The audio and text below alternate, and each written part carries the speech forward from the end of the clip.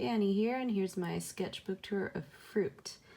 The apple was probably really challenging at first, but it did teach me a lot about cross-hatching and learning how to shade in the shadow with really fine pencil was a really nice trick.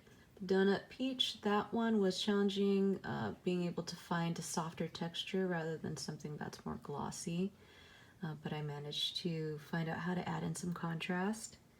The cucumber was simplistic, but also I really like the smaller detail here around the edges of the fine lines.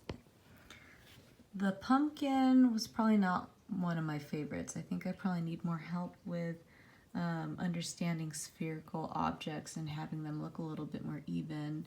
It's also a little challenging to be able to find how to have an effective contrast in there as well.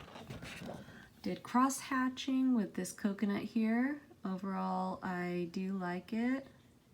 However, I think the shadow was probably a different style. Doesn't really go too well, but this was really helpful to learn.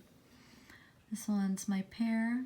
I like how my shadow turned out for this one, and adding also the little dots for detail.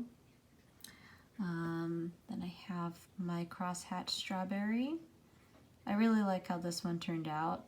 It helped me really break down simplicity of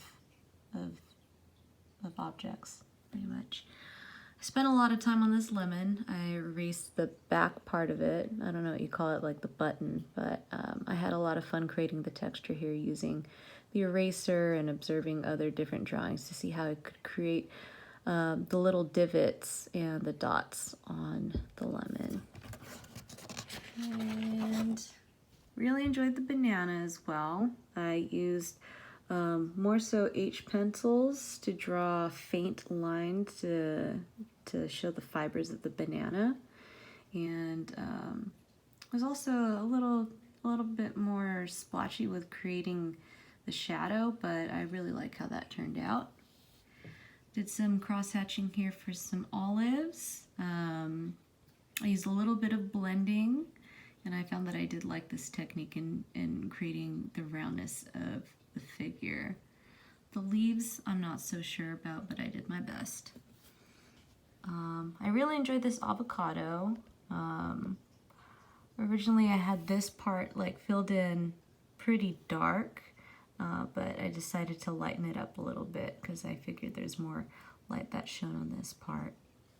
And then this one, for the okra, I didn't use any blending at all. I just did all cross-hatching for this one, which was a really good challenge for me.